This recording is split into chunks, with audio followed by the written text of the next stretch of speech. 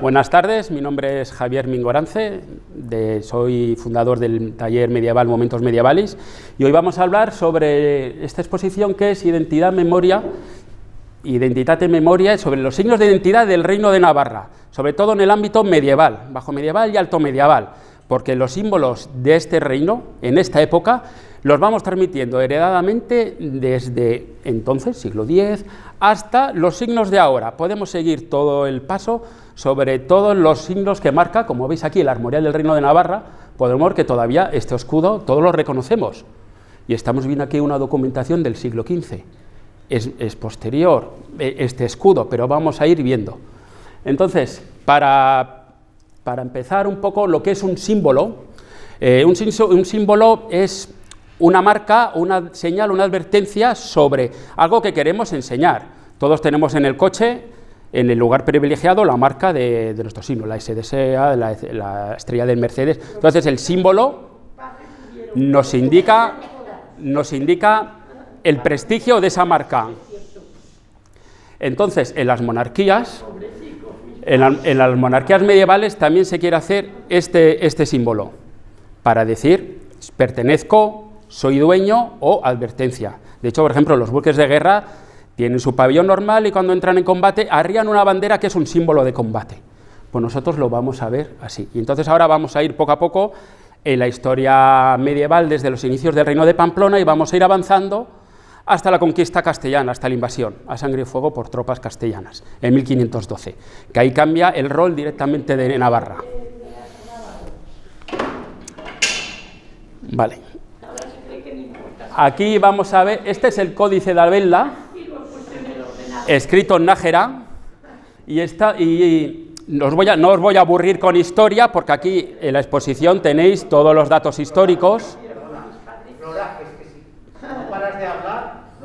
Le va a gustar. Hágame caso, ya verás cómo le gusta. Me gusta a mí, y soy raro. Más que un santo. Bueno, vamos a ver. Nos plantamos después del reino visigodo, que tiene casi toda la península y está en constante lucha con los vascones, que son no lo que los vascos de ahora, sino toda la zona de Navarra, País Vasco, del Pirineo, luchando contra los visigodos. Por favor, me deja decir una cosa. Bien, de la invasión árabe, después, hablamos usted y yo un rato. Es una palabra goda. Luego tocará García, lo tocamos ahí. También. Buena dinastía de reyes. Y el primer rey que hubo en España fue Godo, en Asturias, y se llamaba Don García. Bien, seguimos. Bien, entonces hay un contexto, la invasión musulmana rompe todo el contexto de civilización y eclesiástica del reino de Pamplona. Todavía no era reino, pero de todo lo que es el ámbito occidental cristiano. De hecho, los musulmanes llegan hasta Pamplona, llegan por Portes, pasan la frontera y se establecen en toda la península. Bien, cuando ya empezamos a reconquistar los terrenos, la primera resistencia que se hizo es en Asturias. Y en Asturias, los reyes asturianos dicen: nosotros somos los descendientes de los visigodos, tenemos derecho a conquistar las tierras. ¿Qué dicen los caudillos de Pamplona? Ojo, nosotros también queremos recuperar nuestros territorios, pero ¿cómo hacer una base legal de que tenemos derecho a esos territorios? Vamos a decir que nosotros somos los descendientes de los reyes visigodos. Entonces, en este Códice de Albelda, el escribano pone los 3 reyes godos, los reyes de Pamplona, porque son sus descendientes, y aquí los escribanos que escriben el códice. Con esto lo que vamos a hacer es, le estamos legitimando a que las tierras que conquisten no son asturianas, son del incipiente reino de Pamplona, porque si tú nos reclamas que pueden ser tuyas, aquí hay un vacío de poder y los asturianos están cerca, porque Asturias no es ahora lo de Asturias, el reino de Asturias comprendía lo que es ahora el País Vasco, entonces estamos en frontera con ellos, y esta es una manera de los reyes de Pamplona de decir: tenemos derecho a este territorio. El momento que tú dices que tienes derecho, ya hay 2 descendientes de los visigodos. Bueno, pues vamos a repartirnos las influencias de cada uno, y aquí empieza la monarquía pamplonesa a comenzar su auge. Son tiempos difíciles porque Almanzor destruye Nájera, Pamplona, las Racias, en toda esta zona se puso los Benocasis, Y es una época muy difícil, aunque bueno, el primero Íñigo Sarista, los primeros reyes de Pamplona, con lazos familiares de lo menos Casis aquí en Tudela, hacen lazos familiares y eso parece que frena un poco las razzias musulmanas, pero bueno, cuando hay botín las familias no se entienden. Para más explicaciones os las doy aquí, así los podéis leer porque si no se nos va a hacer muy eterno y esto conviene investigar. Vale. ¿Qué hacen los reyes de Pamplona cuando, todavía de Pamplona, Pampilonensis, cuando hacen un documento? Bueno, los documentos están escritos en la lengua que ahora, por ejemplo, hacemos un negocio con Panamá mismo, o que han salido ahora los papeles famosos, no sé qué, y hablan castellano, pero se hacen todo en el idioma de los negocios. ¿Cuál es? El inglés. En aquella época el idioma es el latín. Oiga, por favor, ¿es esa la estrella de los judíos, no? Sí, del canciller de Navarra, su firma del canciller de Navarra. La firma del canciller de Navarra. Pero judío. Claro. Porque es que... Bien, entonces, ¿quiénes sabían en aquella época escribir y ser notarios y tener como su palabra vale la ley? La Iglesia es un testigo. Si tú ves, cuando te casas tienes un testigo familiar, puede valer para ti, para luego cuando te divorcies reclamarle, o haberme avisado. Pero en aquella época la Iglesia es el testigo. Abrimos con un crismón. Este documento se sabe que es navarro, aunque estaría muy estropeado porque esta clase de crismones lo vemos en muchas iglesias románicas y sale alfa, omega, las palabras de Cristo, yo soy el principio y el fin, alfa y omega. Y esta S, que está enroscada a la P de Cristo, es única en Navarra. Cuando vemos en otras zonas, a Navarra, ve La Rioja como fue parte de Navarra, pero cuando vemos un crismón enroscado así, ha sido de esta tierra. Es peculiar los crismones aquí. Si vamos a Cataluña, a Castilla-León, no veremos los crimones así. Es auténtico navarro y la documentación sale. Javier, un detalle para el público general. Ese crismón, hasta el cambio del escudo de Buñuel, era el que existía en Buñuel. Este es el escudo vuestro de Buñuel, según la documentación, que luego ahora lo habéis cambiado por una barca, pero este es el escudo de Buñuel. ¿Qué nos dice este documento? Este documento es de una donación, lo tengo por aquí, a ver si no, es una donación, que la monarquía. Entonces, el rey, ¿cómo firmar el rey? Ahora los reyes firman su firma o firman con su escudo. Aquí está la firma del rey. Espera, aquí. Es una cruz escrita a su mano, porque si es un sello se puede falsificar, está escrita en su mano con 3 as haciendo triángulos. Este tipo de firmas, que al final es una cruz para ser simbólico de que es rey y es gobernante con la ayuda de Dios, se da mucho en la Cancillería. Pero su canciller, fíjate, porque antes el crisol de culturas que había, era judío y escribe con su estrella y sus signos. Sabemos que los judíos eran médicos avanzados y eran gente que sabía hacer y leer idiomas, porque esta documentación ahora es en latín. Tener en cuenta que es en latín por la sencilla razón, si este documento entra en conflicto por unas tierras con Castilla, si lo habrían hecho en euskera, por ejemplo, en la zona alta de Navarra, entra con Castilla, el Castilla no sabe euskera, o incluso Castilla lucha por territorios, no sabríamos nosotros el castellano, entonces el latín. Hay otros documentos que incluso se hacen en árabe, porque es el idioma culto de la época. Para las transacciones económicas, la moneda más importante es el dinar. Y porque su peso no era importante. Nosotros nuestras cecas usamos moneda musulmana, sabemos el valor, es muy especial y por eso. Pero bueno, esta nos da la cuenta la importancia de la firma del rey y su canciller. No tenía ningún problema, incluso con la persecución judías, de pertenecer a un musulmán, a un judío, ser canciller. Usted que parece que conoce. Yo sé que todos los apellidos que empiezan por A y con H intercaladas son judíos, ¿es así? O árabes, hebreos o árabes. Zanahoria es una palabra árabe. Todos los que empiezan por A y con H intercaladas son judíos. Sí, puede ser, sí. De ahí ya no abarco. Vale, este es un documento muy importante de Sancho el Fuerte, que aquí pone, este es el signo del rey Sancho y está firmado por mi mano. Y su firma es un águila. Todos conocemos el águila de Sancho el Fuerte, que está en el monasterio de Oliva en una clave, que la hemos traído aquí, que luego lo voy a enseñar. Entonces, en vez de firmar por su nombre, pone el Arrano Belcha o su águila, Arrano Belcha, águila negra, pero bueno, águila negra, y es su firma. Todo el que solo firma este rey con su águila.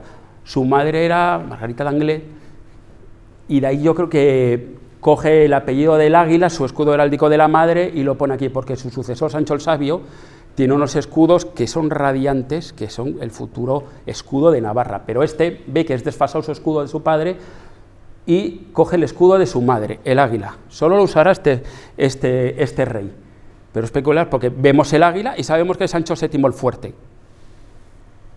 Vale. Aquí la siguiente, a ver,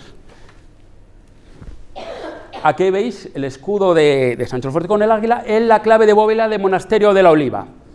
¿Por qué es importante la clave de bóveda? Siempre se ha dicho que los reyes nobles se entierran cerca del, contra más importante, más cerca del altar, para que las plegarias del cura estén más cercanas a ellas y vayan antes al cielo. Vale, por un lado sí. Pero las claves de bóveda, que son los arcos, cuando se unen, es la piedra clave, que si la clave se caen los arcos, es la zona de las más importantes del templo. Porque el feligrés entra, va al altar, pero cuando va a hablar con Dios, mira para arriba, que ve el emblema del rey, que es el águila.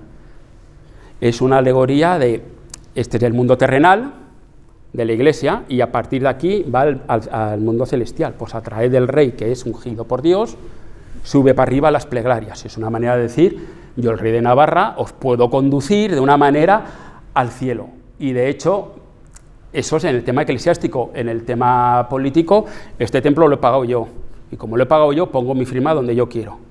Otras veces veréis unas claves, o con otra simbología, o con nobleza. Si hay un noble que paga, pone su escudo heráldico. Es una manera de propaganda. Mi familia es potente, ha pagado este templo. En este caso es sede real. Los monasterios, siempre que el rey cometió un pecado, o quería, por si acaso en las batallas, no vaya a ser que me muera, voy a quedar bien con Dios, voy a dar una donación al monasterio de tal, a la colegiata de tal, pero una cosa es dar una donación y quedar bien con la iglesia, y otra cosa es que no me pongas mi escudo. Y de hecho, solo la donación, al ver este símbolo, se dice, vale, el rey ha pagado el templo y está bajo su protección. El águila real. Este es el águila de Sancho VII el Fuerte. Vale. Y ahora vamos a entrar en la Biblia de Pamplona o Biblia de Sancho el Fuerte. Este documento, que está custodiado en la Catedral de Pamplona, en la Caja Fuerte, en su día fue una obra cumbre de la iluminación románica. Pensar que los códices medievales más importantes estaban hechos con piel de cordero, pero lechal, porque la piel era más elástica. Esto es como la obra, si tienes menos dinero, mejor materiales, pues este es cordero lechal. El borrego viejo, como le llaman algunos monjes, es más barato, pero tiende a cuartearse. Entonces este es con cordero lechal, y es uno de los pergaminos en su día, mirad, luego veremos más documentación. Es una calidad sorprendente, de hecho aún está intacto, y ya pasó por manos, incendios, por robos, pero aún está. Bueno, respecto a este documento, aquí vamos a ver las tropas cristianas y las tropas musulmanas. Cuando la invasión musulmana, el ejército más potente de la época era el islámico, contaba con una caballería ligera imparable, aquí la tenemos, y nuestro ejército era pequeñito, poco entrenado, y nos tuvimos que refugiar en las montañas. ¿Qué nos dice este documento? El ejército de Pamplona, Pampilonensis Exércit, baja de las montañas, vemos que tiene la cuestita, ¿no? Nos está indicando eso. Con la ayuda de Dios vemos que tienen una cara y una mirada como perdida, angelical, en los detalles. El escribano y el iluminador lo piensa. Y es capaz de batir a los musulmanes y hacer que se retiren con su caballería. Vemos que estos son musulmanes porque esto es una ley del Corán que tenían en el escudo.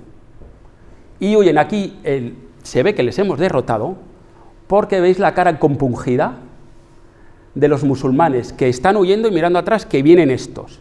Y ya somos capaces de bajar de las montañas y asentar golpes al Islam. Poco propaganda.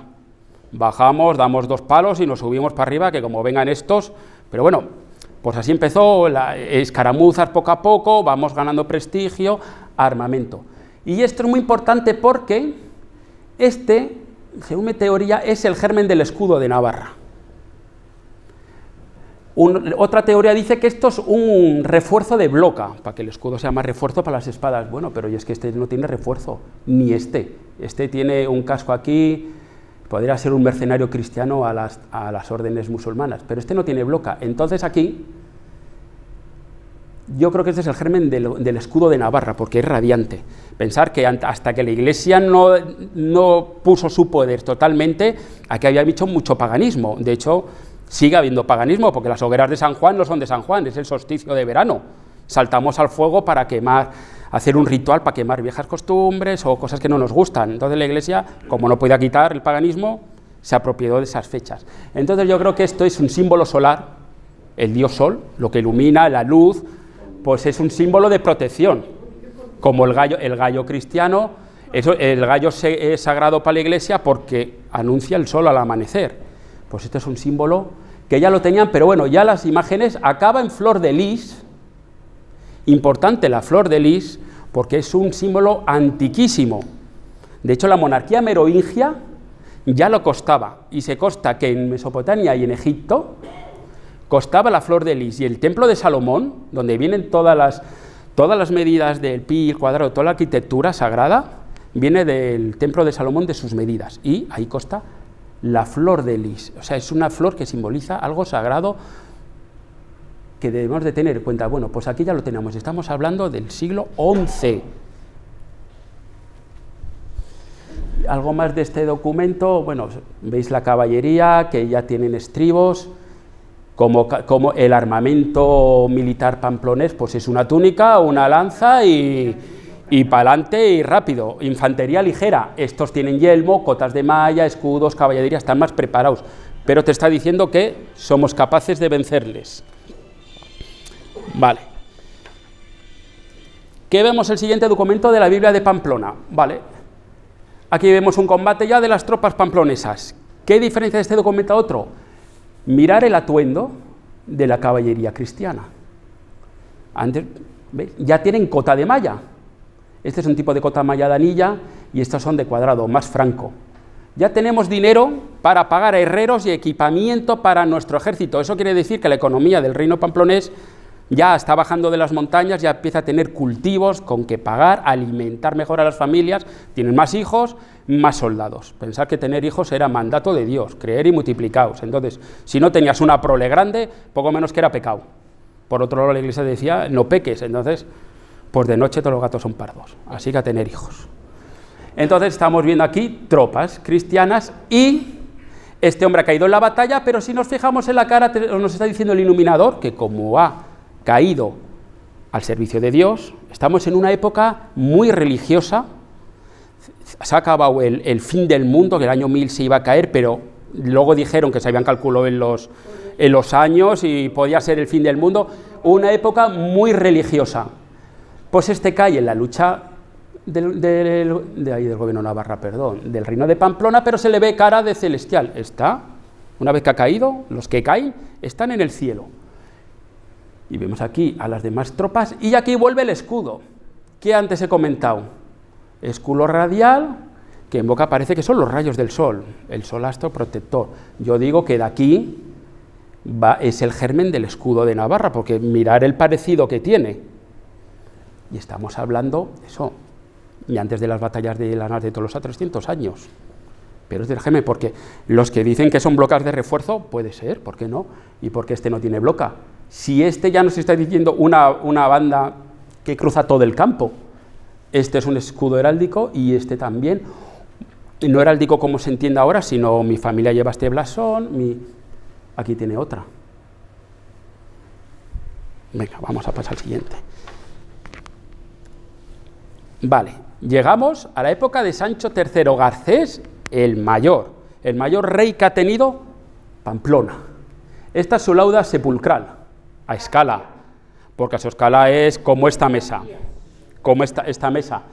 y es de granito y pesa un quintal. Entonces hemos traído algo más asequible, más traído. Vale, ¿qué nos dice? Este rey gobernó en Pamplona, pero se hizo dueño de Castilla, de Aragón, era el árbitro, lo mismo que son los americanos ahora.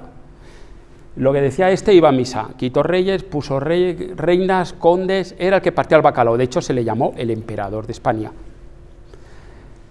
Eso ya es la historia, os la dejo aquí, vosotros investigar, os doy el punto para que la idea de esta exposición es para que yo os dé unos puntos y de ahí podéis profundizar, porque la historia nuestra es apasionante. Muchas veces vemos Juegos de Tronos, la historia de Francia, no sé qué, y la historia de Navarra da para muchas series y de calidad.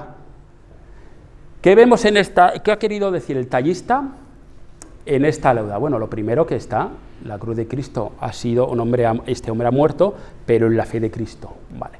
¿Qué nos está diciendo más la imagen? Porque aquí está la leyenda de todos los hechos, aquí Costa, Sancho, vale, es una corona, pero no una corona pequeña como puedes ver en otros sepulcros o en otras zonas. Veis que es una corona grande, es más, es emperador, te está indicando la corona tan grande, tú ves esta sepulcra y dices, este rey ya tengo que ser importante, si no le pone una corona pequeñita y andando. Y estos dibujos tallados en la piedra son esmeraldas, rubíes, son joyas preciosas. ¿Qué quiere decir eso? Es un rey importante con caudales. Tiene el pelo largo y tiene barba. La barba cuando se pone en una pintura románica, gótica o en un sepulcro, está indicando madurez. A los hombres, teóricamente, cuando nos sale la barba es que ya tenemos la cabeza sentada. Eso ya vosotras lo pensaréis o no. Pero está indicando que es un rey sabio y maduro. Y maduro. ¿Qué nos está indicando? Mirar la espada, lo grande que es. Está desproporcionada. Es una espada de una mano, pero es grande. ¿Qué está indicando? Es un guerrero poderoso. Ha estado en una mano la espada y en el otro el centro de la cruz. Ha sido un guerrero, un rey guerrero religioso, en la doctrina de Dios, con la ayuda de Dios, pero ante todo guerrero. Y una capa majestic, aquí, con joyas preciosas, con dignidad real. Podía salir con armadura, pero dices, bueno, soy rey guerrero, pero ante todo soy la túnica de un emperador. Esto nos recuerda un poco al final los pozos, aquí han estado romanos, han estado visigodos, y toda cultura va dejando un pozo. Entonces los emperadores César, cuando entraba con túnica, no entraba con armadura, y eso ha quedado. Por ejemplo, para tener dignidad imperial, podías llevar casco y capa roja, si no, no. Entonces, bueno, igual de ahí cogimos la bandera de Navarra, el color rojo, que es la máxima dignidad, el color rojo. Eso ya os lo dejo a vuestra investigación. Vale. Este documento es el Foro de Jaca. Vital importancia para el reino de Pamplona. Cuando se unen las coronas de Pamplona todavía y Aragón, bajo el mismo reinado, se crea el fuero. Pamplona tenía sus fueros, toda la zona tenía un fuero, pero eran muy pobres. El fuero era un permiso que te dejaba el rey, pues de privilegios. Bueno, a ti no te voy a cobrar, ahora no te cobraría el IVA, la mitad de la luz, te dejo hacer mercados. Son una serie de privilegios para atraer el comercio y la industria. Tenía ahí un libro que lo demostraba eso, señor. Este foro de Jaca, Que se lo di, ahora dice que lo ha quemado. Anda. este foro... Demostraba eso que estás leyendo. Ya lo sabes, lo quitas, porque no quieres oír. Este fuero es tan importante que Sancho Ramírez ve que el Jaca, cuando se independiza, cuando es un reino muy pequeñito, Jaca, Aragón, para fomentar, porque Aragón era muy pequeñito, Sancho Ramírez hizo este fuero, y vinieron un montón de francos a trabajar porque tenían menos impuestos, más prebendas, entonces la gente emigraba, no era como ahora que nos cuesta movernos, antes era itinerante la gente. Y el rey de Pamplona se da cuenta y dice, este foro es muy importante, vamos a hacerlo nosotros también en Pamplona, en San Sebastián, y crea este fuero, que era muy avanzado para la época. Es tan avanzado que vienen escribanos desde Francia a copiar este fuero, porque ven que gracias a estas leyes, a esta política que está escrita aquí, la economía sube disparada. ¿Qué choca los fueros? Pues con la gente que tiene privilegios, si tú otorgas un fuero, choca. Pero como al final el rey es el que ordena, y gracias a eso tuvimos el fuero de Jaca. Vale. Aquí tenéis un cantoral gregoriano. ¿Por qué es importante el cantoral gregoriano? Antes teníamos aquí el culto visigodo. Si habéis ido a algún concierto de música visigoda, la diferencia de la música y de la misa visigoda es que el cura se ponía de espaldas al público y comulgaban antes, para estar purificados antes de la misa. Era otra clase de ritual, otra clase de cantos. Bueno, cuando muere el rey de Pamplona, Alfonso el Batallador, sin descendencia, deja a los reyes, al reino de Pamplona, deja sin dinastía reinante, porque deja su país a las órdenes tanto de Santo Sepulcro como templarias. Vale. Roma entonces dice, bueno, este reino es de la Iglesia, pero los magnates de Pamplona dicen, no, nosotros queremos nuestro país, ya vamos a decir, el hijo bastardo del rey nos sirve. La Santa Sede dice, este rey no puede gobernar, es un bastardo. A Pamplona le da igual, pero la Santa Sede nos quita el título de rey y nos pone de conde. ¿Eso qué quiere decir? Le da permiso a los reinos cercanos a decir, este es un territorio de un gobernante, de un conde, podéis invadirlo. ¿Qué hace el rey de Pamplona? ¿Qué hace el rey de Pamplona? Dice, bueno, si Roma quería cambiar el rito, para tener un rito conjunto, el rito romano, que es el que tenemos ahora. Bueno, el rey de Pamplona dice, vale, yo si queréis os dejo meter mi rito y hacemos, bueno, quito el rito visigodo y meto el rito gregoriano. ¿Qué pasa? Que estaba muy metido hasta dentro del fondo el rito visigodo, porque se había moldado a las costumbres semipaganas de esta zona, y los gregorianos querían una conversión entera. Entonces chocó mucho, tanto con el clero autóctono como con las gentes del pueblo, pero Roma manda, Roma otorga. Con quitar los monasterios y no mandar dinero, entonces se fue cambiando poco a poco al cantoral gregoriano, que es el rito que tenemos ahora. Os recomiendo ir a Leira a escuchar el canto gregoriano. Bien, este documento es el rey de Francia y de Navarra. Fijaos lo que ha evolucionado la documentación medieval, las policromías, los colores y todo.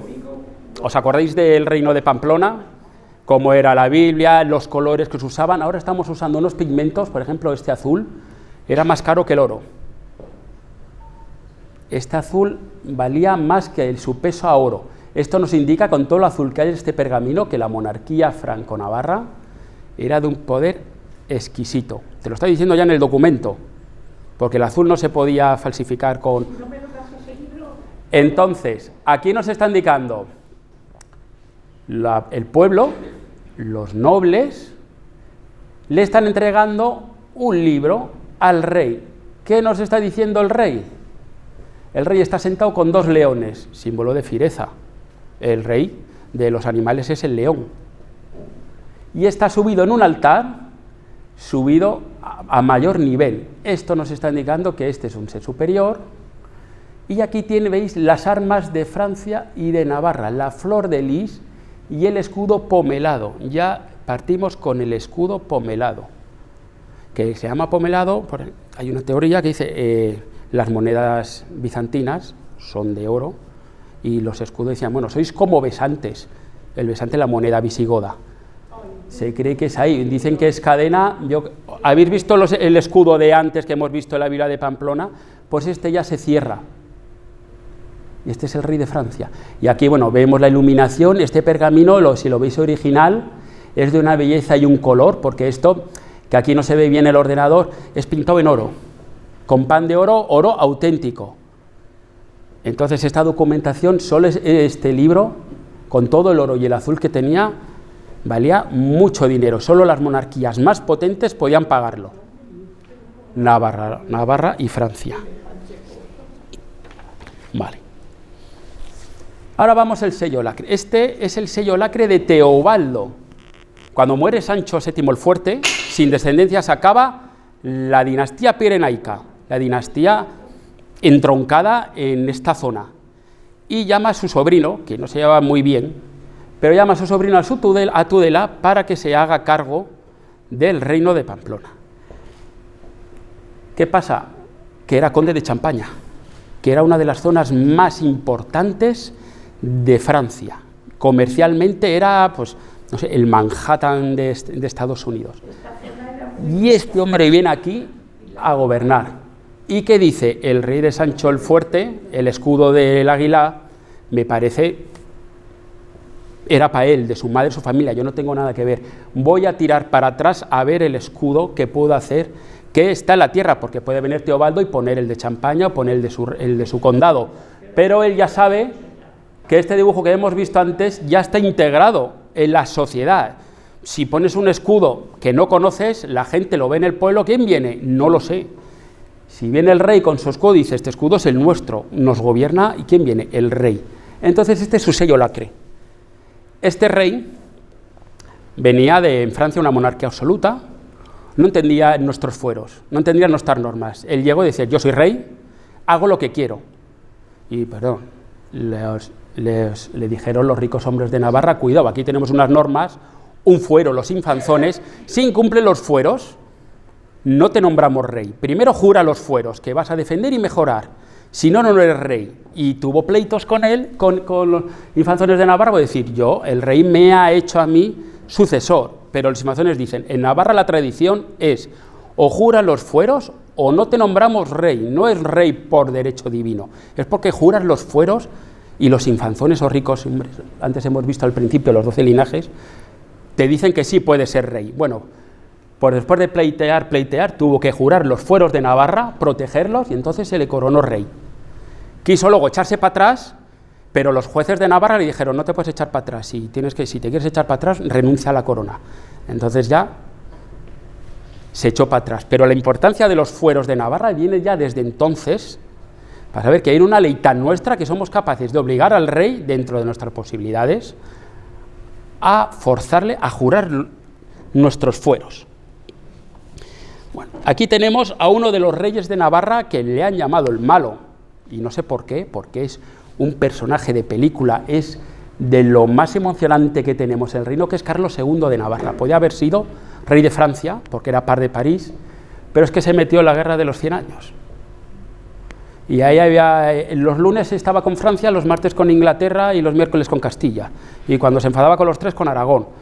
Nuestro reino, pensar que es una mota de polvo entre dos perros grandes y todos quieren comerse el hueso. Castilla y Aragón. Y encima por el norte Francia. Navarra tuvo muchas posesiones en Francia, porque estos eran duques, condes de muchos territorios en Francia. Entonces, la única manera de sobrevivir, nuestro ejército, de hecho intentamos luchar en Cachorel, nos aniquilaron el ejército, los franceses, es negociando con uno, engañando al otro, mercadeando, entre que pacto contigo, te engaño, y mientras estoy pactando uno con otro, sobrevivo. ¿Qué nos está indicando este documento de Carlos II? Mirar la bandera. ¿Veis? Tiene las aspas pomeladas. Sigue con el escudo de Teobaldo, y ya esta es otra dinastía, ya no es Champaña, es Eberé, Eberús o Ebré, pero sigue con el símbolo de la bandera de Navarra, que ya conoce todo el mundo, desde lejos ve el ejército cualquier enemigo o cualquier amigo y dice, aquí viene el reino de Navarra, el rey de Navarra, o aquí vienen los navarros. ¿Qué nos está indicando este? Si montáis alguno a caballo, hacéis equitación, aquí nos está diciendo que el caballo lo veis con la cabeza agacha, pero la mirada adelante, el caballo va bien guiado. Nos está indicando que el rey Carlos II es un excelente caballero y jinete. Si llevaría el caballo sin más desbocado, dice, bueno, cabalga. Pero está indicando. Y el paso es un firme paso. Porque, ¿ves? Esto parece como...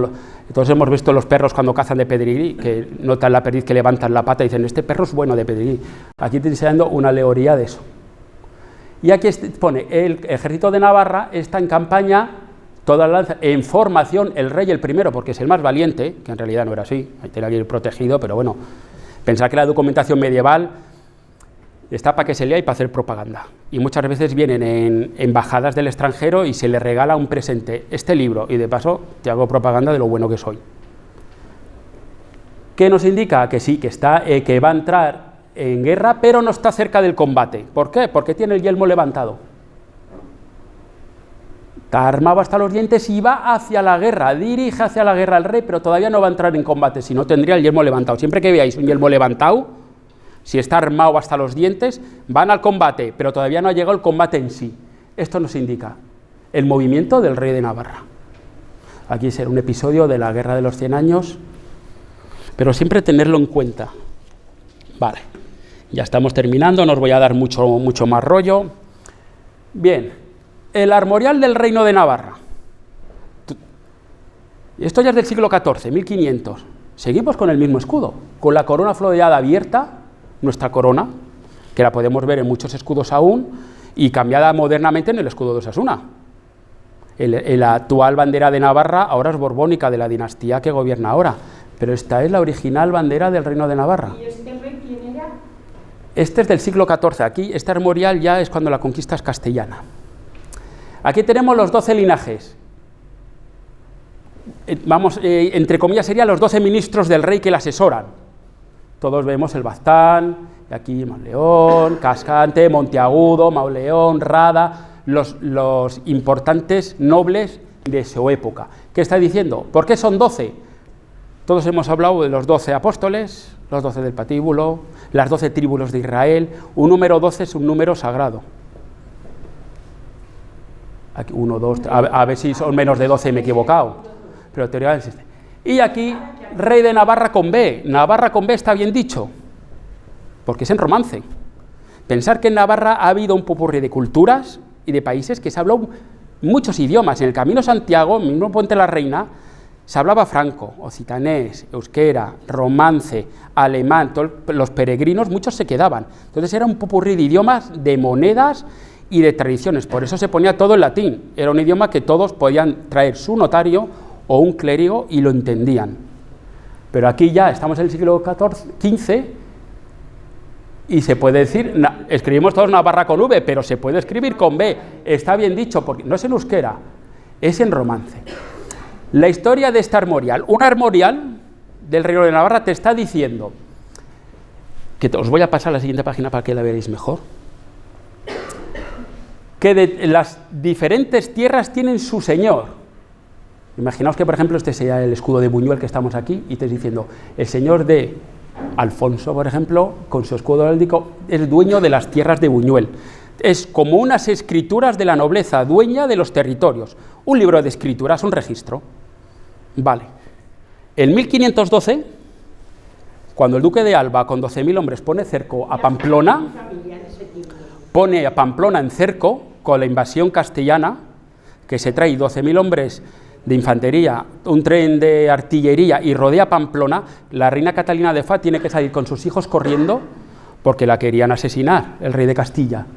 De hecho, tiene que salir tan corriendo que se deja las joyas y por su camino mueren 3 hijos pequeños, porque era constantemente parte a uña de caballo y le persiguen los castellanos por montes hasta que no llega al Bernet, que es parte de Francia ahora.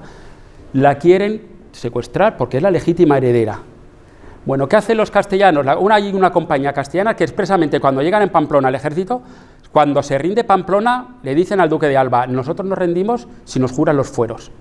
Y el duque de Alba le dice, el vencedor pone las condiciones, no los vencidos. Pero, por ejemplo, en Tudela, que la tenéis aquí al lado, que seguro que hay gente que luchó en Tudela de Buñuel, porque se reunió toda la ribera en Buñuel, resiste al ejército invasor castellano y aragonés y le hacen al mismísimo Fernando el Católico venir a las murallas y decir, no nos rendimos, aunque nos aniquiláis, pero nos vamos a rendir con una condición, después del permiso del rey, si juráis prometer los fueros de Navarra. Y el mismísimo rey, el católico, uno de los soberanos más importantes de Europa, viene a las murallas al pie de Tudela y jura proteger los fueros de Navarra. Entonces Tudela le abre las puertas, pero al borde de la aniquilación, Tudela resiste. Es la última ciudad grande que resiste. Sí que tenéis que estar muy contentos en la ribera porque luchasteis contra un invasor que da igual de donde sea, fue un invasor. Y gentes de Buñuel, se sabe en el registro que lucharon en Tudela. Así que tendréis que estar muy contentos. ¿Qué pasa con el armorial? Pues pasa lo que todo invasor haríamos. Se entra en Pamplona y una compañía de infantería va al registro. Es lo más fácil que hace un invasor. Me cojo el libro, el armorial, lo pliego y me lo llevo. Como invado un país, ahora quien me viene a reclamar unas tierras le digo, ¿dónde están tus escrituras? Es que yo soy fulanito de Mauleón, enséñame el libro de armería. No aparece, claro, y sigue sin aparecer. Esta es una copia que después de la invasión el virreinato de Navarra juró que lo tenía que traer, y esta es una copia del que había en Navarra, una copia. El original medieval no se encuentra todavía. Bueno, se encuentra, yo creo que está en Simancas. Lo que pasa que es como todo. Yo invado con parte de navarros que traicionan a su rey, los beaumenteses, y le quito a Mauleón sus tierras y le pongo al noble que me ha apoyado. Hago un nuevo libro de armería y si dentro de 100 años hay una reclamación, el libro de armería dice que estas tierras son de Beaumont. Y tú te quedas con 2 palmos de narices, porque no tienes escrituras. Aparte que se quemaron archivos, se quemaron, pues como buena invasión, se queman escrituras y se pagan a los traidores. Pero eso no es ni bueno ni malo, es la época que les tocó y ya está. Y esta es una copia que se hizo, pero ya 50 y tantos, creo que 100 años después de la invasión de Navarra. Entonces, es el único que nos ha quedado. La tradición de los 2 linajes, del escudo, los almoravides es el primero, por abolengo. Pero es muy importante, porque como este, no hay otro en Europa. Es unas escrituras. Y aun y todo, las cortes que ya habían sido con los invasores y el virreinato con apoyo de Castilla, aun y todo, se sienten que el pueblo quiere su armorial y le dicen a su propio rey, devuélvenos nuestro armorial. Tarda unos años, yo creo que tarda unos años, porque están copiando uno nuevo, para repartir tierras. Vale. Y ahora ya vamos a acabar, ya nos voy a dar a la pelma. Bueno, esta es la que os he comentado antes, de las diferentes tierras. Cuando veáis un escudo, con las coronas así pomeladas, este es del mariscal, es que era la familia del rey. Cualquiera no podía poner las cadenas del reino o el camérculo. Tenías que ser hijo, aunque sea línea bastarda. Tenía que darte el rey permiso para poner las cadenas aquí. Sí, siempre que veamos es familia del rey, aunque sea línea bastarda. Líneas bastardas antes podían ser rey o podían ser lo que sea. Es una manera más de ser familia. Vale, y vamos a acabar con el fuero, el mejoramiento del fuero. Todo rey de Navarra tiene que jurar los fueros. Bien, pero ahora sí, por ejemplo, si vosotros seríais de Canadá, por decir algo, para ser navarros de ley, tenéis que jurar los fueros. Nosotros, como hemos nacido aquí, somos de Navarra, no lo sabemos. Yo no lo sabía. Pero si quieres ser navarros, como los futbolistas que se hacen nacionalidad y tienen que jurar la Constitución, para un jugador brasileño que es español, tiene que jurar la Constitución. Para ser navarro tienes que jurar los fueros. No la Constitución española, los fueros, para que te den carta de ser navarro. Y ahora se ha suavizado, pero antes tenías que tener, por línea paterna y materna, 2 generaciones de navarros. Ahora se ha suavizado, ahora juras y ya está. Pues este es un documento con un pergamino excepcional, y fijad qué policromías que hay, ahora lo veréis más nítido aquí, y significa la caligrafía que tiene el escribante. Esto es un mejoramiento del fuero. Al final, un rey hace una cosa, dentro de 100 años, yo pues voy a hacer un fuero. Hay leyes que chocan. Ahora, cuando vamos al ayuntamiento a pedir un papel, no sé qué, nos mandan a mil administraciones y hay leyes que se chocan. Antes también, había fueros y contrafueros. Bueno, pues la palabra amejoramiento solo es de Navarra. No existe en el resto del mundo. Y amejoramiento es una manera de decir que mejoramos el fuero que hay siempre. Cuando se hizo un compendio de los fueros, se amejoran. Cuando llegó la dinastía de Teobaldo, le dijeron los fueros de Navarra, y el otro, espera, cada uno le contaba una milonga, y dijo el rey, espera, ponérmelo por escrito, porque cada uno me cuenta una cosa, y yo no sé quién creer.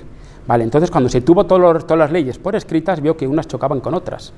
Entonces se mejoró, y constantemente se mejora los fueros. De hecho, si ahora vosotros veis el BOE de Navarra, pone ley foral / tatatín tatatán, porque seguimos metidos en nuestro ADN los fueros. Cuando nos quisieron quitar los fueros, nos manifestamos en el famoso Gamazada, el monumento que está en Pamplona, en Sarasate, y la defensa de los fueros. Están muy metidos los fueros. Lo mismo que está muy metido que fuimos un reino, porque tenéis que saber que aunque ahora no somos reino, en el catálogo de naciones seguimos como reino. Navarra dejó de ser reino alrededor de 1800 y pico. Pero es que el título de rey sigue vigente. Felipe VI de España es rey de Navarra, y de Jaén, y de muchos más sitios, pero es de Navarra. Leonor, princesa de Asturias, y de Viana, que es el título del heredero de Navarra. Todavía tienen ese título del rey, pero es que los reyes de Francia, que ahora no hay, pero sigue la familia, que puede ser reina, también se titula rey de Francia y de Navarra. O sea, que está vigente que todavía somos un reino. Entonces, si no tuviera la importancia, el interés que tenemos los navarros en nuestra propia cultura, en nuestras leyes, en nuestras banderas y escudos, eso se borraría. Se borraría y constantemente lo han intentado, pero es que está muy metido en el ADN de Navarra. Tanto la ribera como la montaña, todo el mundo ve la bandera de Navarra y está orgullosa. Da igual el partido político que sea, a Navarra no me la toquéis. Y siempre hemos luchado por Navarra. Y aquí tenemos prueba los torfueros. Y de hecho en la ribera tenéis que tener muy orgullosos de gente que ha luchado por Navarra como la demás. Aquí las tropas castellanas entraron a sangre y fuego y Buñuel tuvo un castillo y resistió hasta el último hombre. Tudela, con tropas de Buñuel, salió al combate con un ejército, es como si nosotros vamos contra los americanos, con 4 lanzas y estos tienen lo mejor, y aun y todo no nos rendimos. Era evidente que nos iban a invadir, pero no nos rendimos. Y de hecho, no es que nos invadieron, es que intentamos recuperar nuestro reino durante 3 veces. Y el cardenal Cisneros, cansado de los navarros que se sublevan, ordena demoler todos los castillos de Navarra. Por eso pocos castillos quedan, los desmochó todos, no porque estaban, como dicen algunos, ya eran antiguos castillos medievales, no era para que los navarros no nos levantáramos en armas, porque estamos orgullosos de nuestro reino.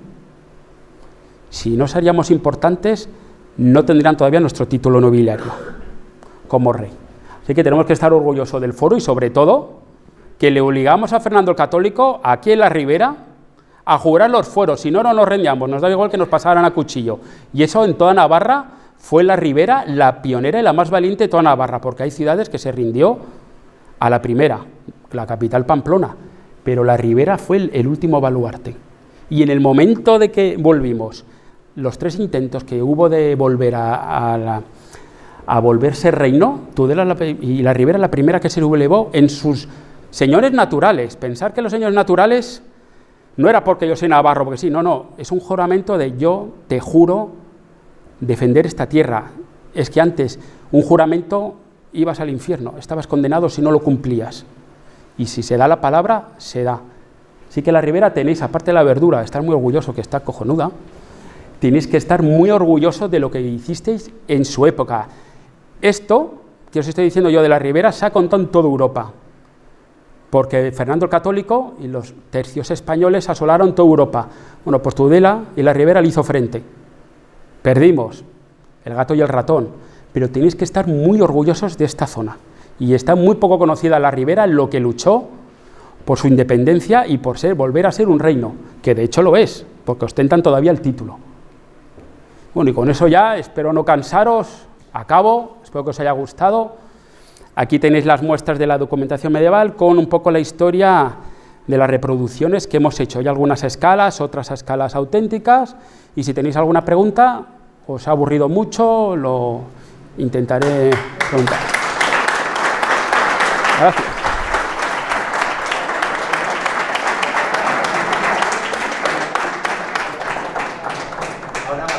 Bueno, buenas tardes.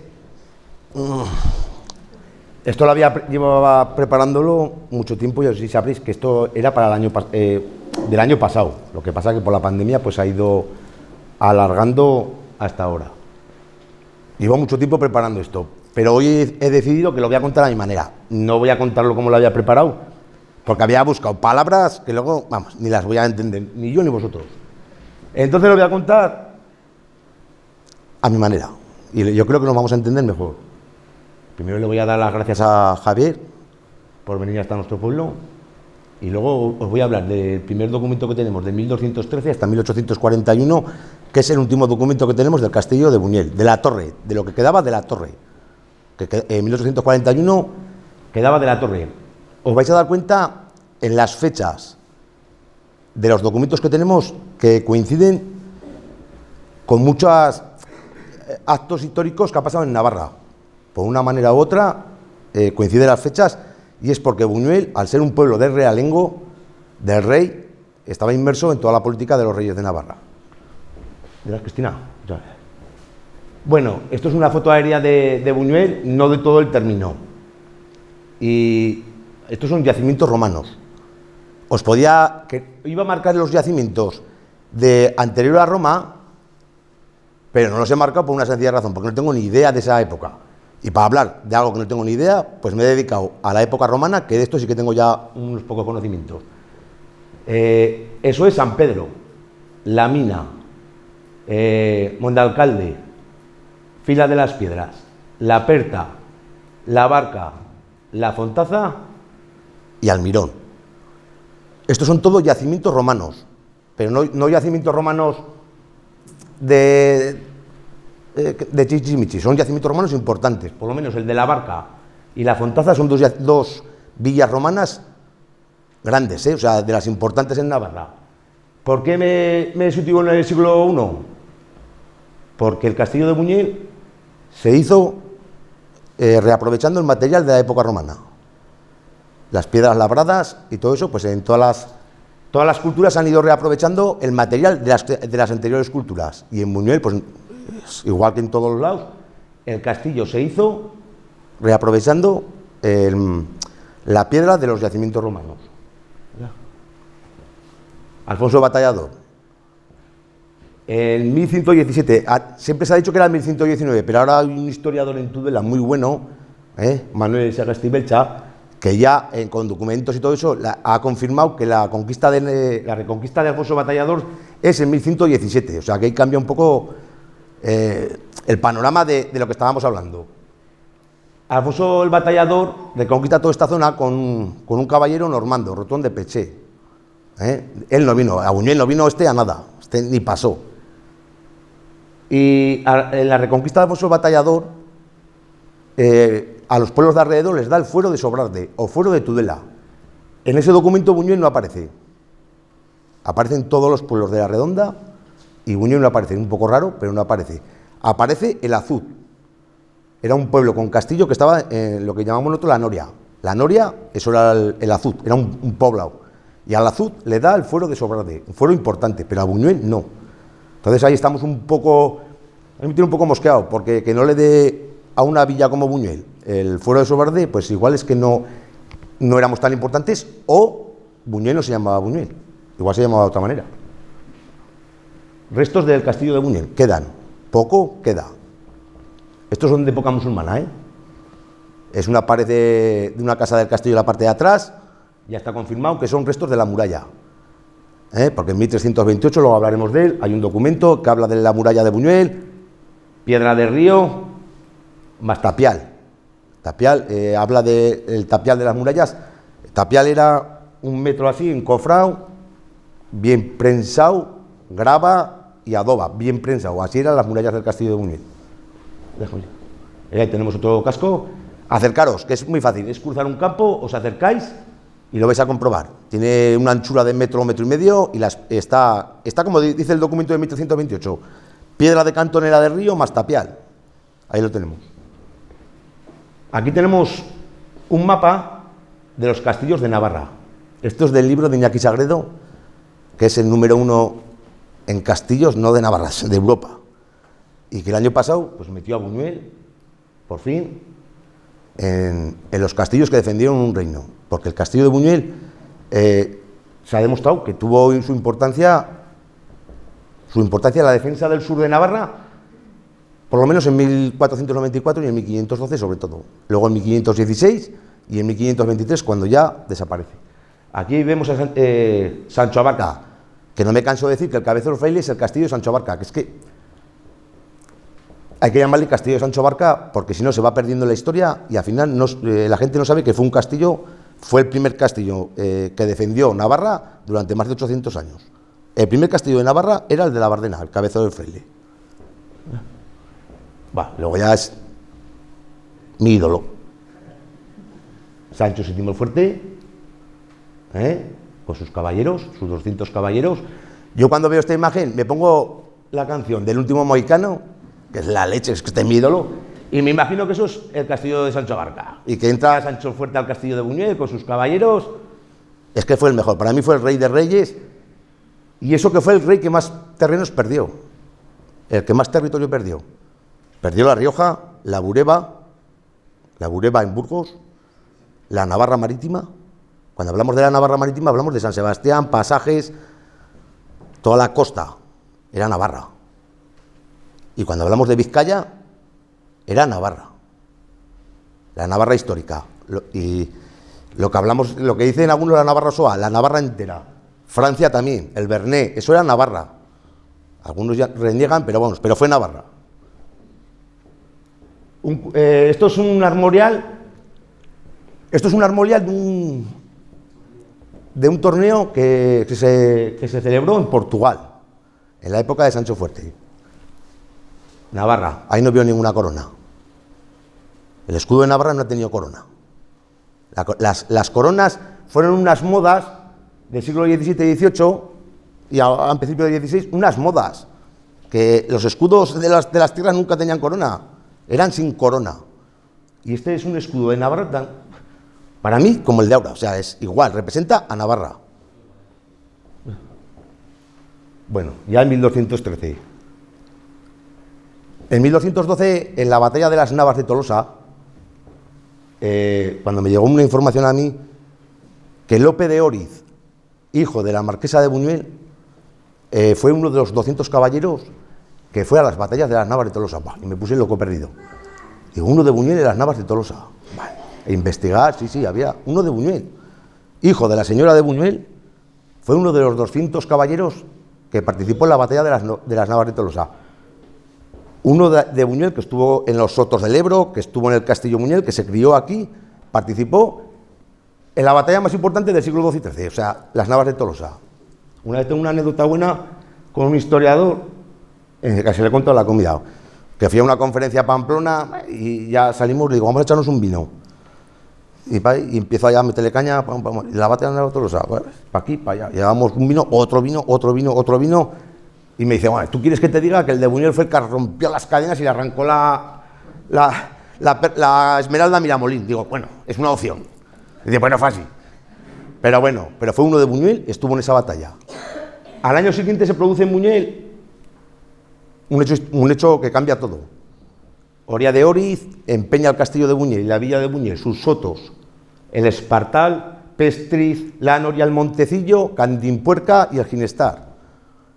Lo empeña por 9.000 maravedís de buen oro a Sancho VII Fuerte. Aprovecha Sancho VII Fuerte el botín que trae de las Navas de Tolosa, que trajo un buen botín, compra el castillo de Buñuel, el castillo de Gallur, Peña Herrera, no me acuerdo, Peña Herrera, Peña Redonda, Gallur, Buñuel y otro castillo más, no me acuerdo cuál es. Bueno, los compra Sancho VII Fuerte con el dinero que trae de las Navas de Tolosa, porque Sancho VII Fuerte había perdido la Navarra Marítima y había perdido La Rioja. Entonces él se cree que la próxima vez que va a perder terrenos va a ser por el sur. Por eso refuerza sus castillos. Sancho Fuerte ya, con el dinero de las Navas, refuerza los castillos del sur. No se fiaban ni de los aragoneses ni de los castellanos. Cuando me llegó este documento, me puse loco perdido porque sus conocimientos le llegan a uno hasta donde le llegan, ¿no? Yo veo ahí la firma de Sancho VI el Sabio, digo, vamos, pero si esto es un documento de Sancho VII y está la firma de Sancho VI, aquí no me cuadran las cosas. Pero bueno, empecé a llamar a uno, a otro, y me lo explicaron bien, que es que Sancho VII firmó algunas veces con la firma de su padre, pero el documento es de Sancho VII Fuerte. 1220. Ahí lo veis, Buñuel. 1220, el documento es precioso, el documento es la leche. Esto es ya cuando Sancho VII Fuerte adquiere el castillo. El castillo de Buñuel lo adquiere en el año 1220. Pasa a ser suyo ya y hace efectivo el préstamo que le hizo a doña Oria de Oriz. Fue una pena porque yo propuse en el 2020 haber hecho, pues una recreación, un homenaje y todo eso, pero con la pandemia pues no se pudo hacer. pero vamos, algún día se hará. Es la entrada de Sancho VII Fuerte al castillo, la firma, adquiere la villa, adquiere los sotos del rey y el castillo. Este está bien, este documento a mí me gusta mucho.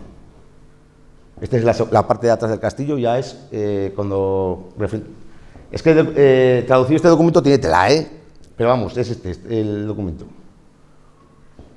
La torre de Leoz. Sancho el Fuerte, viendo que por el sur podía tener una conquista de Aragón, porque tenía bastantes jaleos, a pesar del pacto que hizo con Jaime I Batallador en Tudela, con Jaime el Conquistador. En Tudela no se fiaba. ¿Y qué hizo? Pues hacer torres de defensa. La torre de Leoz era una. La torre de Candimpuerca era de Espartal, la del Montecillo, Pestriz, Quinestar. Todos esos sitios tenían una torre que no era, no os penséis que era una torre, no, era una torre pues de adoba, con pieza y madera, donde se tenía un soldado o dos, como mucho, más que nada eran torres de aviso. Si entraban por las tropas, que en un momento, con señales de fuego o de cristales, avisaran de torre a torre hasta los castillos para que se pusieran en guardia. ¿Ves? Casa de Espartal, igual. Esto es un mapa de 1600, Aún se conservaba esto. Candimpuerca, que por cierto tuvo un convento de monjas en el siglo XIII, luego desapareció y se convirtió en un torreón defensivo. No quedan restos, Todos estos sitios he estado yo buscando, no quedan restos, vamos. No queda nada. Solo queda documentación. Esto es el Cabezo del Fraile. Esto es una recreación que hizo Iñaki Sagredo del castillo del Cabezo del Fraile. Me pareció un castillo impresionante. Antes de que lo dinamitaran en la conquista de Navarra, ya veis, tenía torres, muros. Debió ser un castillo chulo de verdad, Este es el último documento que queda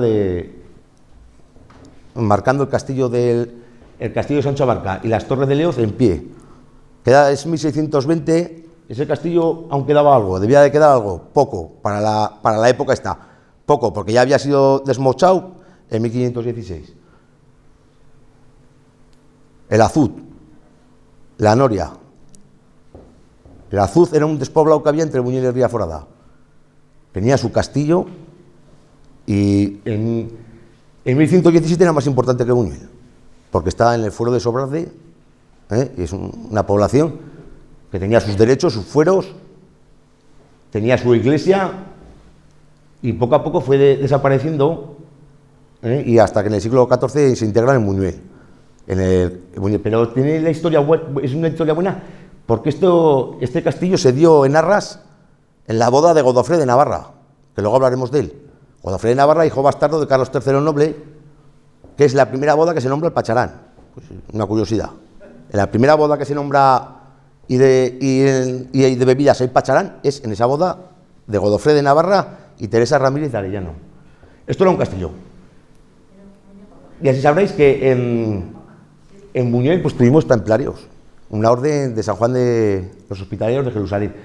Donde más posesiones tuvieron fueron Cizur y luego Buñuel. Esta casa ya desaparecida con ese escudo que es precioso, que está tirado de malas maneras allá. Eso no está bien, creo que no está bien guardado. Pues esto era un hospital, y las casas de al lado, donde vivían los monjes templarios.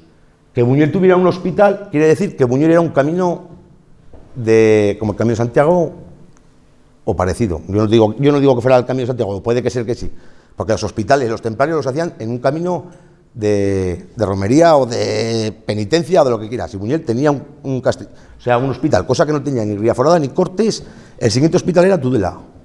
Buñuel lo tenía, casa desaparecida como la mayoría de las cosas de este pueblo. Esto es una recreación de las torres como la de Leoz, el Espartal.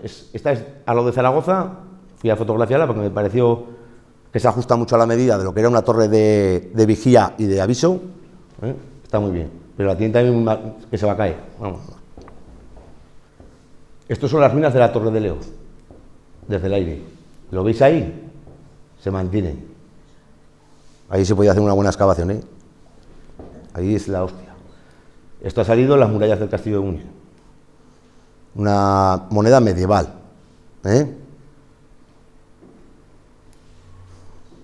Esto es de un corral del Castillo de Buñuel. Ahí tenéis el pozo que va así y luego así. Ahí, es que el Castillo de Buñuel, en un documento de 1328, mira, en Estella en el 1328 hubo una matanza de judíos. Fue un clérigo alborotador, la culpa la tienen los judíos y hay que matarlos. Y hubo una matanza de la leche. Después de esa matanza de judíos, los judíos se desperdigaron por toda Navarra. ¿Dónde fueron? A los castillos del rey, donde podían tener seguridad. Y Buñuel era castillo de realengo y recibimos familias de judíos, como lo demuestra en los libros de la Navarra judaica, que hablan de Semmedo de Buñuel, Ximeno de Buñuel, que eran judíos potentes, adinerados, que compran casas en el barrio de San Antón. El barrio de San Antón pegado al castillo de Buñuel. ¿Por qué las compran ahí y hacen un barrio judío? Porque el castillo del rey defendía a los judíos, que eran sus prestamistas. Y después de la matanza de judíos de Estella, vienen a Buñuel y a otros castillos de realengo. Los mismos judíos pagan las obras de remodelación y de reforzamiento del castillo de Buñuel. Cámara de Compos, 1328. Pagan esas obras. Esto es un poco... Bueno. No, ya está, ya. Que esto es la hostia, ¿eh? Ahí vamos a entrar. Bueno, para mí uno de los personajes de Navarra, que después de Sancho VII Fuerte, lo mejor, Carlos, príncipe de Viana. El rey heredero de la corona de Navarra, que no pudo gobernar. Bueno, ya sabéis las guerras de agramonteses y beamonteses, ¿no? Pues Juan II, yo le llamo el usurpador, como le llaman la mayoría de historiadores, porque es el usurpador. Se casó con Blanca de Navarra y a la muerte de Blanca de Navarra, que le correspondía al reino de Navarra, Carlos, príncipe de Viana, Juan II no se lo da. Y vienen las guerras civiles navarras entre agramonteses y beamonteses. Buñuel, el castillo de Buñuel, con Godofré de Navarra, que era el señor de Navarra, de Buñuel, fue partidario de Carlos, príncipe de Viana. Déjame la bandera. A mí no me gusta crear polémicas, pero la realidad es la realidad. Esta bandera ondeó, porque es una bandera, ondeó en el castillo de Buñuel, en 1413. Como podéis ver, está el escudo, las cadenas del carruco pomelao y la flor de lis. Tiene la flor de lis. Y esta bandera ondeó en el castillo de Buñuel porque era partidario de Carlos, príncipe de Viana. Estas eran sus armas. Es que crear polémica con las banderas, si son hechos históricos, están y están. Y lo puedes comprobar en el archivo de Navarra. En el Archivo General de Navarra puedes comprobar qué bandera había en un pueblo y qué bandera había en otro. En Fustiñana no estaba esta bandera, en Buñuel sí. Ahí lo tenéis. Esto es una recreación de Carlos, príncipe de Viana. Esto está en Inglaterra. Y veis sus armas y sus banderas, sus estandartes. Eso lo hemos tenido también. Es que esto es tranquila. Esto es una verja de Buñuel, en una casa de Buñuel. Desde la misma época que estamos hablando de Carlos, príncipe de Viana, como veis ahí tenéis una flor de lis. Era normal, una representación normal. Los navarros veíamos la flor de lis como una insignia del rey o como una insignia propia nuestra. No nos hacíamos ascos de nada. Yo tampoco lo hago ahora, O sea, me parece una insignia normal y además preciosa. Este es el testamento de Blanca de Navarra. Godofré de Navarra, que fue partidario del príncipe de Viana, cayó en desgracia.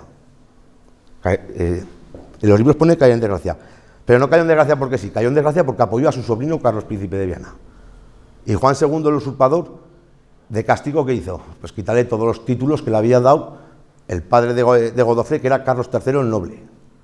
Carlos III el Noble le dio de posesión en 1413 el castillo de Buñuel, los sotos del Ebro y la villa de Buñuel. Y al año siguiente, en 1414, fue conde de Cortes, pero antes fue marqués de Buñuel. Que eso a los de Cortes también lo pasan un poco.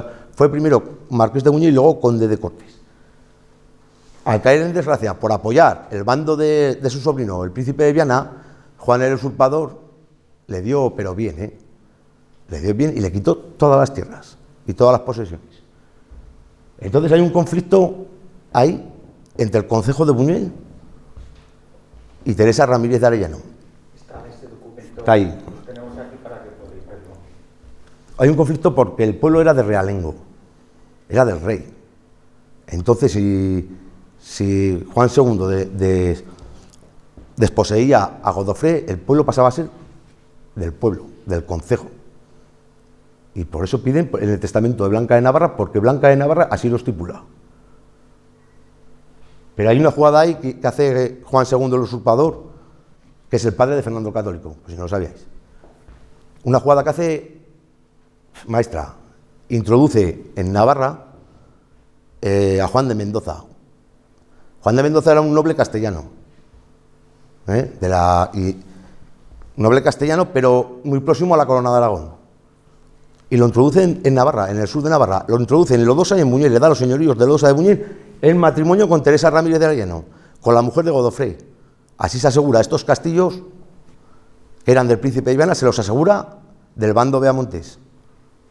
Es una jugada que hizo maestra, porque a partir de ahí el príncipe de Viana va cayendo ya militarmente, porque tampoco era militar, va cayendo de desgracia y pierde ya. El príncipe de Viana muere, se queda Juan II ya como rey consorte del reino de Navarra.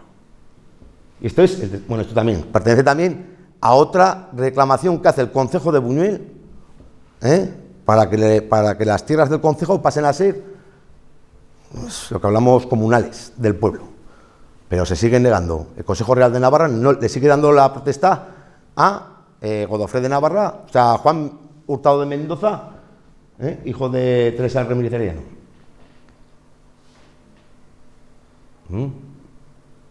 Esta es una parte que se lee muy bien del testamento de Blanca de Navarra. Como podéis ver, es por la reina señora de Leoz. También la torre de Leoz le pertenecía al rey, no era de nadie. Sobre la torre de Leoz, es que la hostia.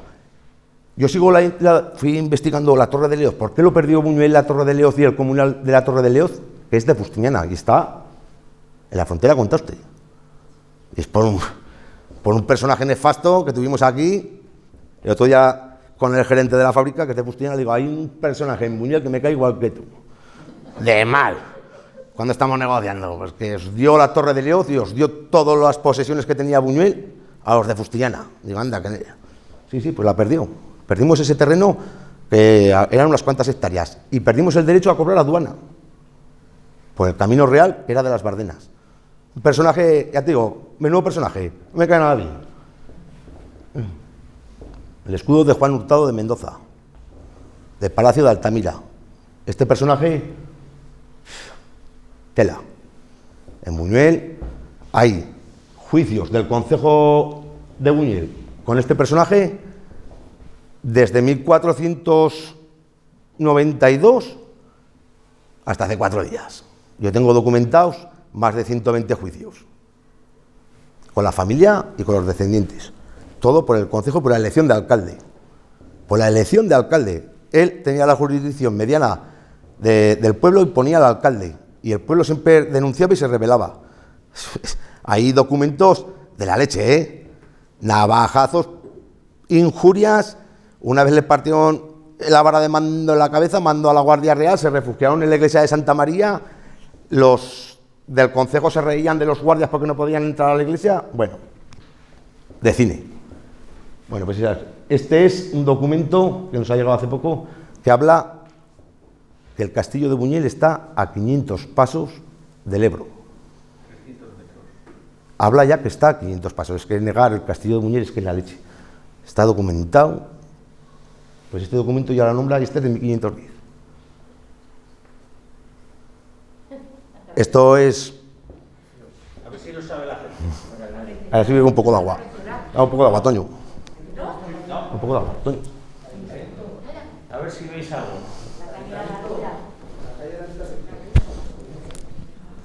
¿Qué veis ahí? La puerta antigua de la casa de Altamira, que era redonda. La esquina de la derecha sería donde se edificó posteriormente el ayuntamiento. Pero lo curioso es la parte de la izquierda. ¿Qué veis aquí? Allá a la izquierda era una de las torres. Esta foto está hecha en 1929 en la exposición de Barcelona. En la exposición que hubo en Barcelona, no sé por qué, nuestro pueblo fue allá. Aquí quiero darle las gracias a Juanjo Vienes por cedernos la foto. A mí cuando me la enseñó me pareció increíble. 1929. En esta época nuestro pueblo no creéis que habría cambiado mucho, ¿eh? Desde la época medieval. No había cambiado. Acacias. Pues ahora tenéis que imaginaros cómo era nuestro pueblo. Nuestro pueblo y nuestro castillo se llama el Almendrau, en forma de almendra. La entrada real era por la Cuesta del Lazareto, barrio de San Antón, hasta esto, el barrio de Ramírez Figueras y el barrio cristiano que era el barrio de San Miguel. Si os fijáis hay una casa que marca la altura del barrio medieval, un metro más abajo. Pues así era nuestro pueblo. Es un pueblo chulo y bonito, ¿eh? Tú imaginaros ahí los costados llenos de árboles, casas de piedra y tapial, con su castillo amurallado. El Buñol tenía un castillo, un cerco amurallado, y seguramente hasta en esta época poco más habría avanzado el pueblo. Pero tenía que ser bonito el pueblo, ¿eh? Tenía que ser un pueblo bonito con sus árboles a los costados, sus edificaciones de tapial y piedra. Ahora el ladrillo, pues el ladrillo, pero antes, y sus casas blasonadas, sus casas de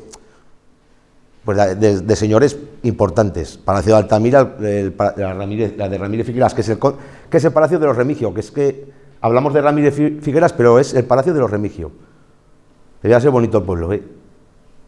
Ahora ya también. Bueno, esto es una recreación, ¿sabéis? Es el Cabezón Fraile, ¿no?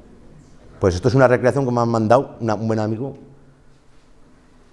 Es una recreación del Cabezón Fraile que no se ajusta con la que tiene Iñaki Sagredo. No se ajusta para nada, pero bueno, pero me ha parecido bonita. Esto está entrando a Huesca, es Monte Aragón, ¿sabes? Y ha cogido mi amigo, ha puesto el edificio en el Cabezo y dice, va, queda justo. Digo, bueno, como me la ha mandado con mucha ilusión, digo, voy a hablar de ti, pero yo creo que no es así. Ya está, ¿sabes? Y luego esta foto, ya para acabar, esta foto es de Eduardo Urgel, que le doy las gracias por cedernosla, y es, bueno, pues es el Cabezón Fraile. Yo discuto mucho con el gerente de la fábrica que es de Fustillana, que dice que nos apropiamos de todo. Digo, pues sí, Buñol tuvo 3 castillos, el Cabezón Fraile, el Castillo del Pueblo y el Azul. Y lo digo yo y ya está. Y le sabe a rayos, le sabe peor que cuando voy a pedirle aumento salarial. Pero bueno, esta es una imagen que cogimos la asociación porque nosotros consideramos que la Bardena es parte de Buñol de toda la vida. Vamos, hay documentación. Tenemos documentación en el archivo de Buñol, que es una joya, es una auténtica joya el archivo de Buñol. Tenemos documentación de pedir derechos a los reyes de Navarra desde 1490 y tantos, luego hasta 1541, de pedir nuestros derechos como pueblo bardenero.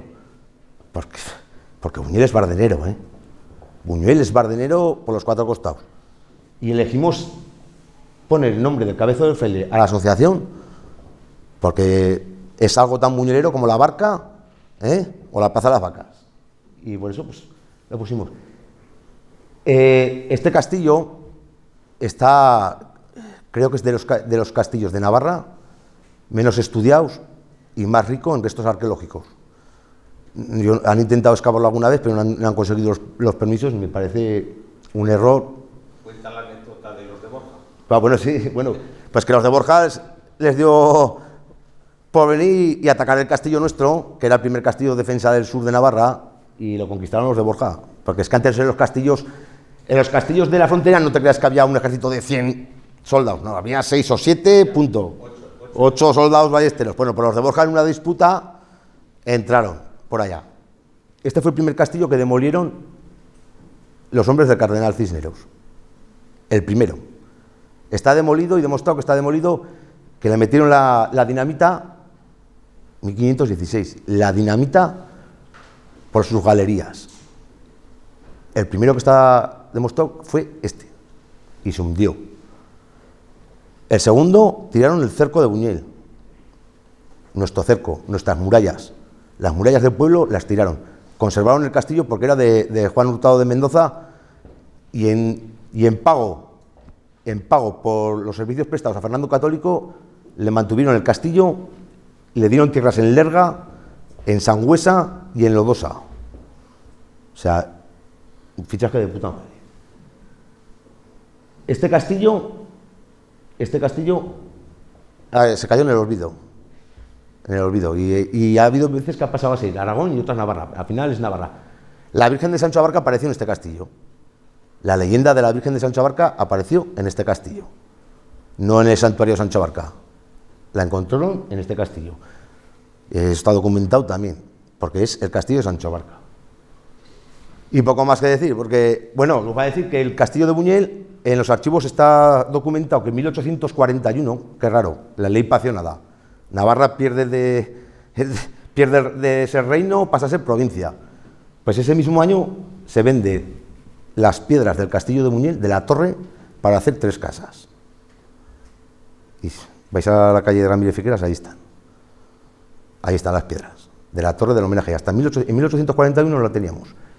Esa imagen que hemos visto antes puede ser, pero hay que buscar en los documentos a ver si demostramos que es una de las torres. No lo sé. Yo, como no lo he demostrado en los documentos, pues creo que es una opción.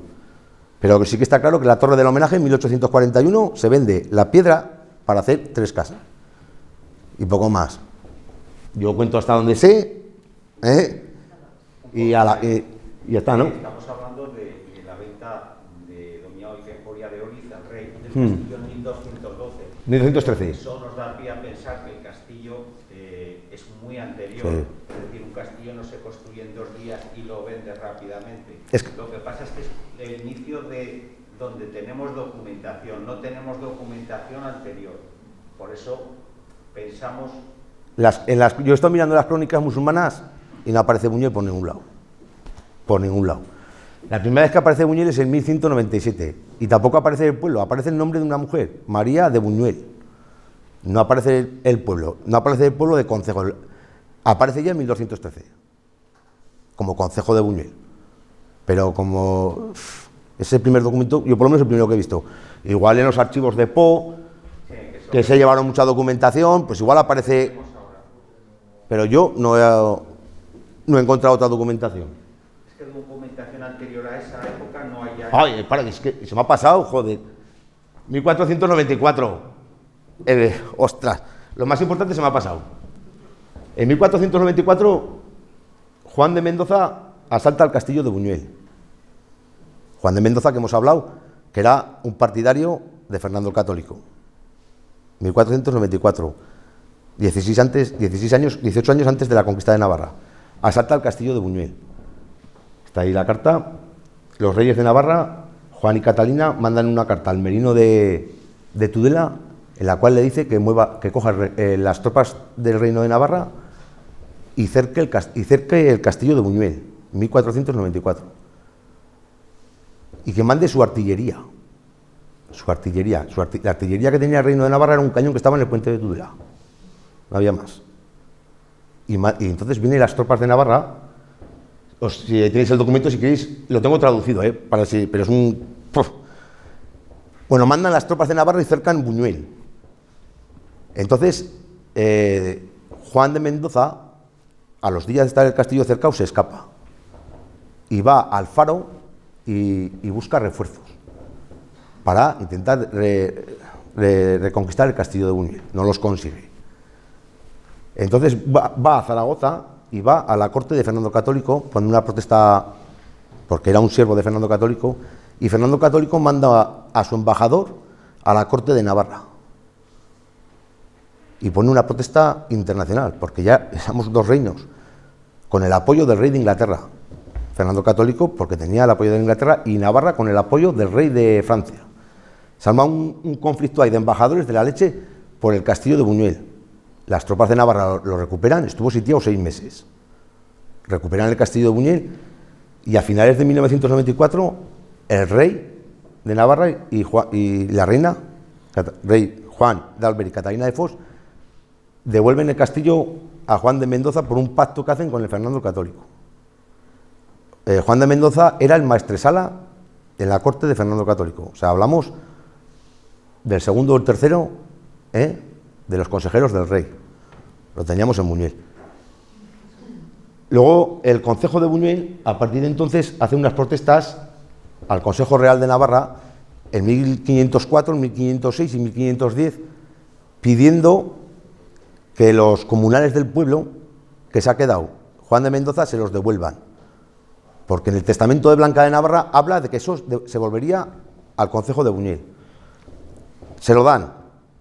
El Consejo Real les da a los comunales al pueblo de Buñuel y los volvemos a perder en 1516. En 1516, en la Corte Superior de Navarra, pues ya estaban los partidarios de Fernando Católico y este señor, como había sido uno de los que habían apoyado a Fernando Católico, le da los comunales del pueblo, joder, si estuviera aquí la flora, le da los comunales del pueblo a este señor, a Juan de Mendoza. Habló de comunales: el Espartal, el Olivar, el Ginestar, la Noria, Pestriz y el dichoso Montecillo. Todos esos eran comunales del pueblo y acaban en manos de este noble castellano. Luego ya a lo largo de la historia fue vendiendo partes del comunal y después de la desamortización de Mendizábal, bueno, pues hay parte que se recupera al pueblo y otra parte que pasan a otras gentes. Y nada más. Si tenéis alguna pregunta...